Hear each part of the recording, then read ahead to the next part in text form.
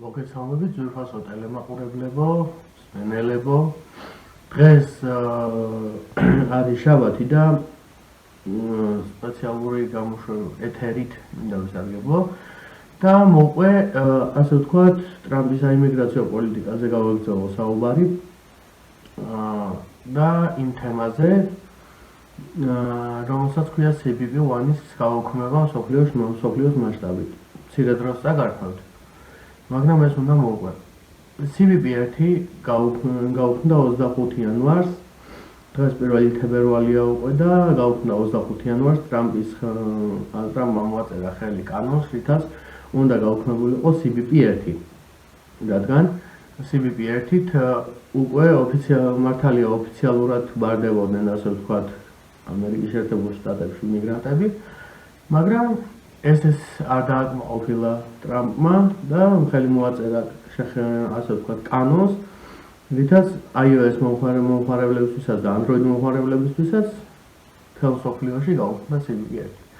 CBP-1-ის გამოყენებით, ასე ვთქვათ, რომელი ქვეყანიდანაც არ უნდა ყოფილიყო ადამიანი მექსიკის ტერიტორიაზე შეეძლო დარეგისტრირებულიყო ამ პროგრამაზე და გადაჩაბარებოდა ოფიცერს, რის შედეგადაც ამერიკაში სხვადასხვა საფეხურები იქნებოდა გავლილი ამ ადამიანებს.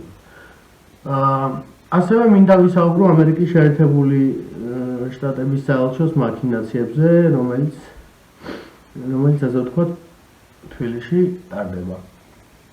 მე მოგახსენებთ, რომ 26 ნოემბერს ვიყავი შესული მე პირადად ამერიკის საკონსულოში ვიზის აღების მოთხოვნით. 99%-დან 100%-დან უფრო სწორედ 99 იღებს უარს.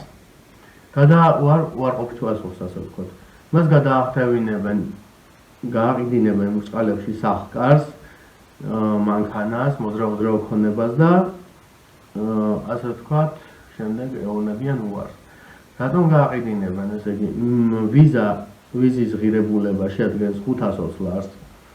იქ საბუთები, იქ მოწესრიგება, იქ სამსახურიდან ცნობა, ხელფასები, ასე შემდეგ და ასე შემდეგ, რაც ასე ვთქვათ, მოკლედ აღარ მინდა გაგრძელება.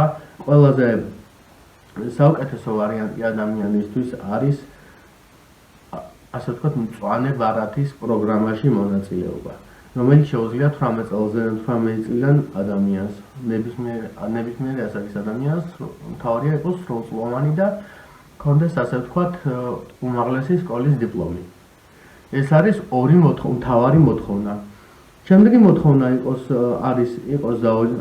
ასე ვთქვათ, ან დაოჯახებული, ან დასაოჯახებელი, ან გაშორებული და რაც მთავარია, ყველა ასე ვთქვათ, სიმართლე უნდა დაწერო ანკეტაში, მწვანე ბარათის ანკეტაში.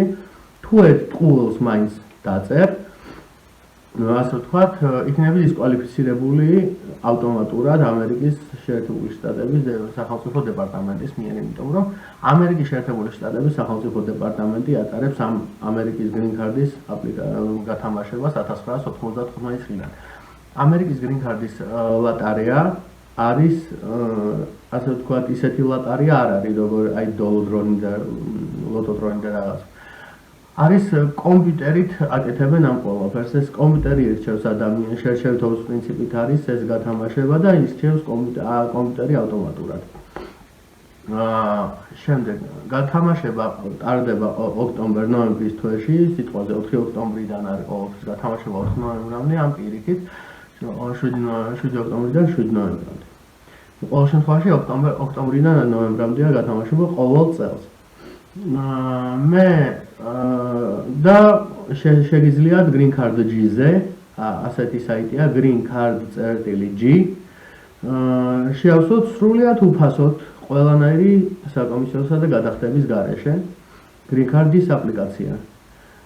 შემდეგ, როდესაც დაასრულებთ რეგისტრაციას, შეგიძლიათ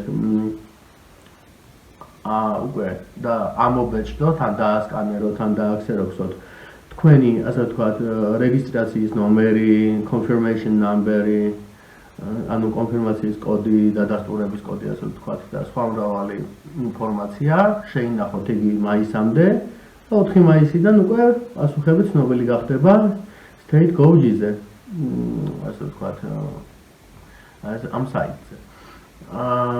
რაც მე მგონი მცირე პოდკასტი იყო, მაგრამ საინტერესო ჩემის აზრით და შევხვდებით ხვალ უკვე სხვა თემით. და რა თემა იქნება ეს, წინასწარ არ ვამბობ. ეხლა ვიცი რა თემაც იქნება, მაგრამ წინასწარ არ ვამბობ. შევხვდებით ხვალ საღამოს.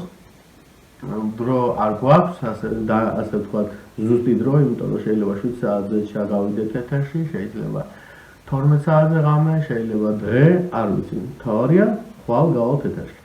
დიდი მადლობა ყურადღებისთვის, წარმატებებს გისურვებთ და მადლობა რომ ხართ ჩემი ერთგული მაყურებელი. დიდი მადლობა. ხვალამდე.